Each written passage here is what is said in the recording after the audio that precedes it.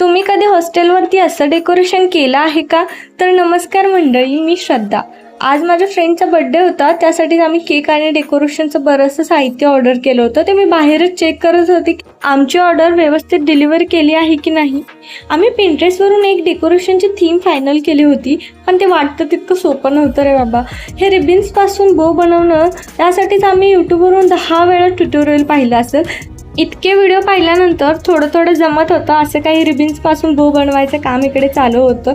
आमचे सगळेच रूममेट्स आम्ही मेहनत करत होतो. इतके सारे रिबिन बनवून झाले होते, पण हे पुरणार नाहीत म्हणून आम्ही आणखी थोडी मेहनत करायला घेतली.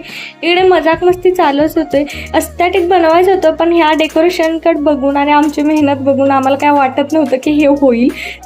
आमची थीम होती पिंक आणि व्हाईट, त्यानुसार हे बलून्स आणि बोज तयार होते. त्यानंतर बनवलेले बो मी स्टिक करून घेतले बलूनवरती. सगळे स्टिक करून झाल्यानंतर इकडे वॉलवरती डेकोरेशन करायला सुरुवात झाली. एस्थेटिकच्या नावाखाली इकडे तिकडे 4-5 बलून चिटकवले.